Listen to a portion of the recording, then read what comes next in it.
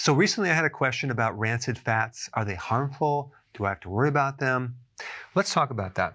It is basically the incomplete or complete oxidation of a fat or an oil. Now, normally fats and oils come with their own antioxidants, like vitamin C, vitamin E, to protect this oxidation.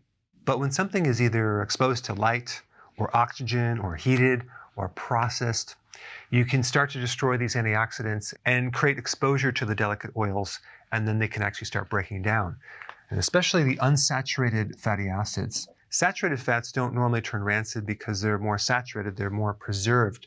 But unsaturated fats are the ones that are very susceptible to becoming rancid. So I'm talking about soy oil and corn oil and canola oil and cottonseed oil and even olive oil and nuts.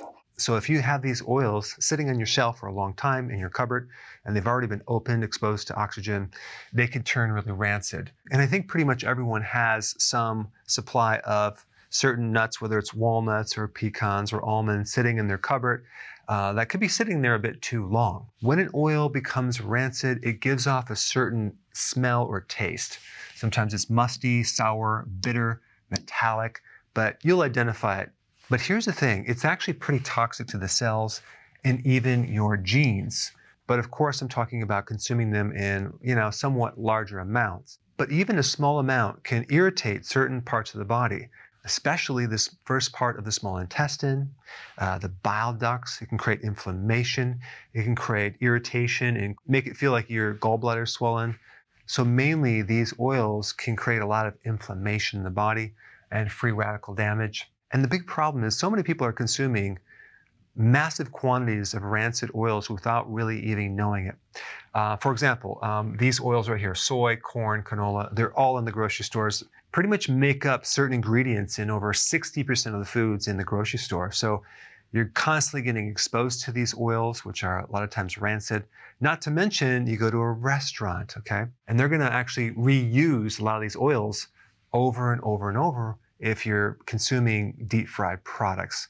And I'm not just talking about fast food restaurants, I'm talking about other restaurants as well. So if you're eating some food at a restaurant and then you just feel kind of sick or bloated, especially underneath your right rib cage, one of the causes could be the rancid oils. So a couple things I would recommend, okay? With the nuts, I would make sure that you find a company that actually sells you fresh nuts and they're not sitting on the shelf for months and months and months where they turn rancid. And if you have the option, let's say you're at a health food store, of consuming the nuts, sometimes they keep them in those bulk trays to see if they're rancid or not. Definitely do that, because you don't want to start creating an inflammatory response in your digestive system just because you're consuming rancid oils. Another thing you can do with nuts is you can, when you get the nuts, keep them in the refrigerator, okay? And let's say you bought a lot of different types of nuts and you want to consume them. Take a small amount out, soak them in water, okay, and then overnight, and then you can dry them out. It's called germination. But of course, that's going to get rid of the enzyme inhibitors, which is going to make them more easy to digest, and you would have to consume them in a shorter period of time. But that way you can adjust what's being consumed, so you can keep the bulk of those nuts in the refrigerator, which will slow down the oxidation process. As far as these oils right here, I would even consume them because most of them are GMO, and so we had that extra factor which adds toxicity. Olive oil, I am very picky about my olive oil, and fresh olive oil has a real distinct flavor and a smell to it that you can differentiate very easily.